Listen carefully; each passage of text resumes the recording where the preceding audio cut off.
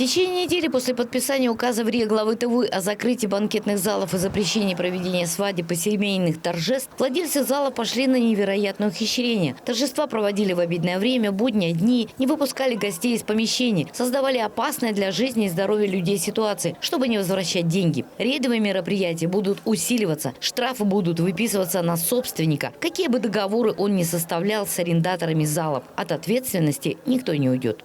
В местах наличия банкетных залов запретить проведение мероприятий. Ответственность несет собственник помещения, даже не арендатор. То есть вот такой подход. На заседании оперштаба по предложению главного государственного санитарного врача Республики Тыва Людмилы Салчак в указ об ограничениях вводятся новые дополнения. Из-за серьезной ситуации с заболеваемостью с целью недопущения локдауна, как в прошлом году, закрываются все точки общественного питания, однако с возможностью торговать по доставке или через одно окно. Сегодня, когда все коечные места заняты и речь идет об открытии отделения для лечения в школе номер 16, это мера для спасения людей. Мы вводили ограничения поэтапно, то есть сначала была 50% загрузка мест общественного питания. Потом мы ввели ограничения в части запрета на проведение торжественных вечеров, свадеб, семейных праздников и так далее. Но, к сожалению, рейдовые мероприятия, которые мы провели, в которых я лично сам участвовал, показали тот факт, что предприниматели не соблюдают данные ограничения и всячески пытаются их избежать. Мы видим противодействие со стороны предпринимательского сообщества в части общественного питания. То есть это, конечно, не все, таких нарушителей у нас несколько в отношении этих предпринимателей. Проводятся рейдовые мероприятия.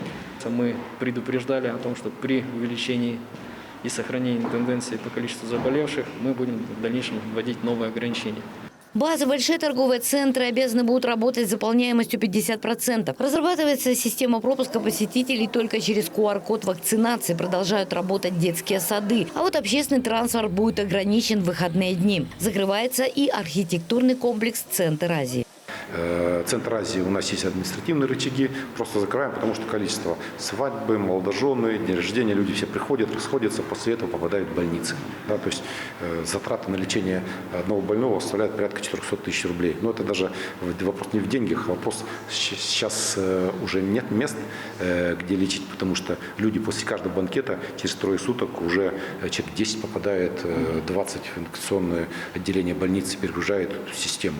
Основная цель принятия дополнительных мер ограничения – разбить, рассредоточить большие места скопления людей, спасти жизни. Ведь сейчас на территории республики буквально убивают людей два новых штамма коронавируса. Если сам народ не хочет спасать себя, тогда государство обязано это сделать. Наиболее поражаемая группа – это молодое население, мобильное.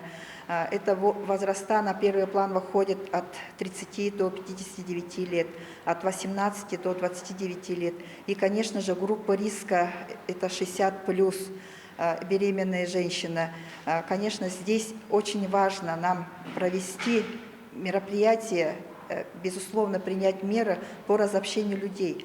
Поэтому выбираются сегодня наиболее места, где наибольшее количество концентрации людей, и проводить соответствующую работу. Маски, перчатки, санитайзеры должны быть в каждой организации. И еще, чтобы остановить череду свадеб, принято решение временно приостановить прием заявлений о бракосочетании на более поздние сроки. И хорошее время обязательно наступит, если мы включим механизм спасения и самосознания. Татьяна Рамазанова, Чихан Дангак, Тува, 24.